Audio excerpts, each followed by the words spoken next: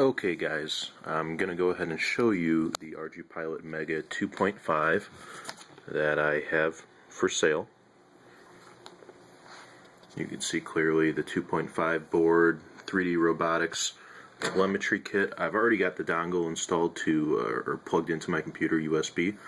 The sonar sensor, which I have yet to hook up, but it is there.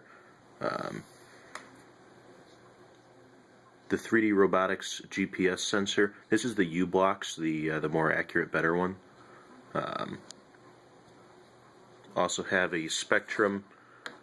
What is this thing? AR9020.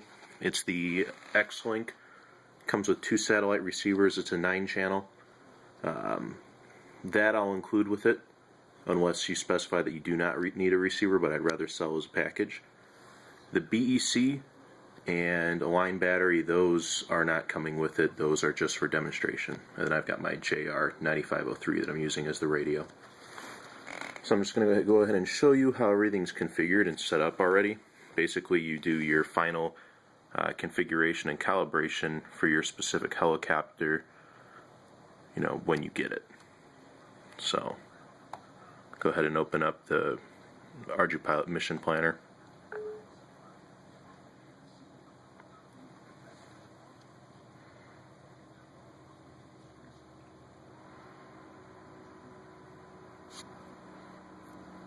Okay, so we got that opened up. We're going to go ahead and power on the ArduPilot, which I'm using a BEC, and I'm including this 5.1 volt step down. It's used so that if you're using a 6 volt receiver pack or a 6 volt BEC, it will step down the voltage for the ArduPilot and receiver, but yet you can still hook up to the ArduPilot a 6 volt source. That way you have better strength and response for your servos, especially if they want them. A lot of servos nowadays are made really to run on 6 volts. So we'll power it on. And you can see all the status lights flashing. Right now we've got a solid green LED on the USB dongle and on the 3D robotics telemetry kit that's hooked up to the actual ArduPilot. That means it's all ready and functional. We're going to go ahead and set up so that it's communicating. We're going to select the COM port that the USB is hooked up to. That's COM port number 15, 57 megahertz baud rate.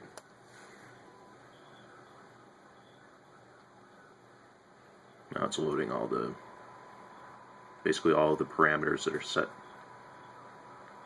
And what this does is that this is I believe it's a 900 megahertz system.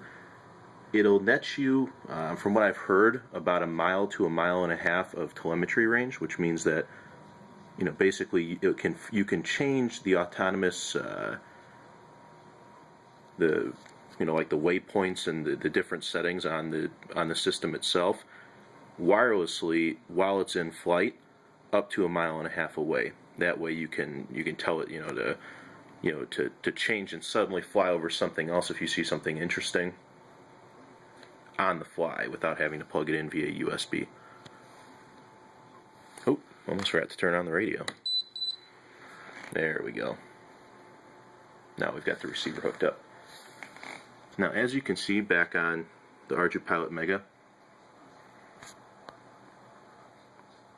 Okay, there we go. I apologize, the LED on my phone sometimes washes the screen out. You can see right here the ArduPilot location, which is at my house, obviously in my neighborhood.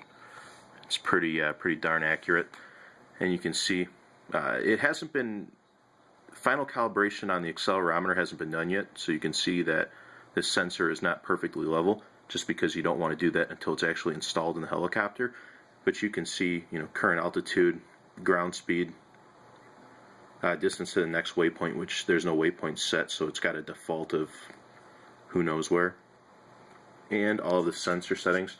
So right now I'm going to go ahead and move the ArduPilot. You can see how it's feeding back all the data to the mission planner.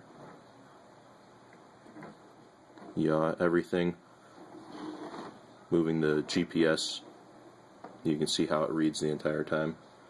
So that's pretty much it. Basically the software's already been loaded, so you install this mission planner on your computer, and then you're going to go ahead and go through the configuration, which is obviously helicopter dependent. So you can see the stick inputs from the radio right now, which are not currently set, just because once again those are going to be dependent on your radio.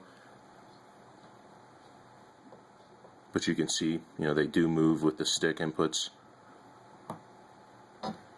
as I'm moving them on my JR radio. And then you've got the actual helicopter setup, where you can enable CCPM swash mixing, single servo swash mixing if you've got like a really old helicopter, or if you're running like a fixed pitch helicopter, which they don't really recommend, but it can be done. And also over here I just want to show you guys, so if anybody's interested in multi-copters, it looks like it's kind of blurry at the moment. I wish it would focus, but this particular ArduPilot 2.5 board is the newest one available, and it will do the Ardu Rover, which is for radio controlled cars. It will do ArduPlane, which is pretty well tested, works really well. ArduCopter, which I have loaded right now, which is for a traditional helicopter. That's what I was interested in it for. And then you have all the quadcopter styles and the tricopters, hexcopters. They'll do basically every configuration of a quadcopter that you could come across. And that's all fully tested and all that works. The helicopter one, there's been a lot of people doing testing, and almost everything works on the ArduCopter software nowadays. So that's pretty much it. That's the system in a nutshell. So give you one last look at everything.